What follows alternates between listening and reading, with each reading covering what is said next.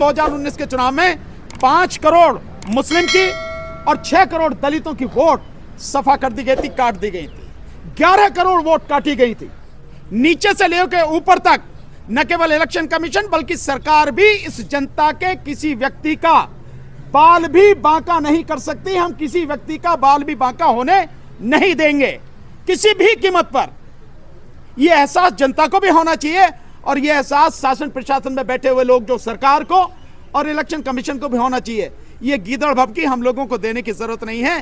बेहतर होगा अगर उसे अपनी विश्वसनीयता कायम करनी है, अगर उसका ईमान कहीं किसी कोने में बचा रह गया है जिस पर सरकार की काली छाया नहीं पड़ी है, तो अपने आप को संभाले और इस देश के संविधान और देश की जनता के प्रति अपनी जिम्मेदारी निभाए।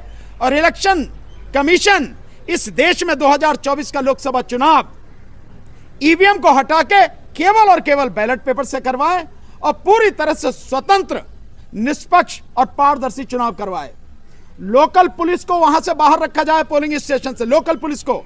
और जैसे टीएन शेषन साहब और उनके बाद में लिंगदो साहब ने जो चुनाव कराया था कि जो भी सेंसिटिव इलाके थे, light machine gun polling station के ऊपर पैरामिलिट्री फोर्सेस को लगा के वहां पे सुरक्षा की गई थी।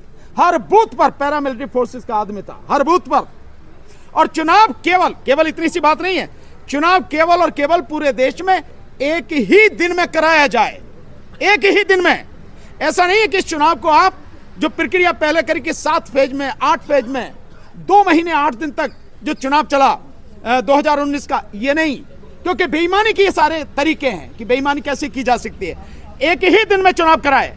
भारत के पास में ना तो पैसे की कमी है, न भारत के पास किसी भी तरह की संसाधन की कमी है, लोगों की कमी नहीं है, किसी भी तरह से चुनाव कराने के लिए किसी चीज की कमी नहीं है। एक दिन में कराया। दूसरा, जैसे ही चुनाव खत्म हो उसके तुरंत बाद 4-5 घंटे बाद ही काउंटिंग स्टार्ट की जाए। किसी का वेट करने की जरूरत नहीं है, ताकि बेईमानी की जो भी रास्ते हो सकते हैं वो तमाम रास्ते बंद किए जाएं। और हमने जो मैनिफेस्टो हम दे रहे हैं, जो ज्ञापन हम दे रहे हैं राष्ट्रपति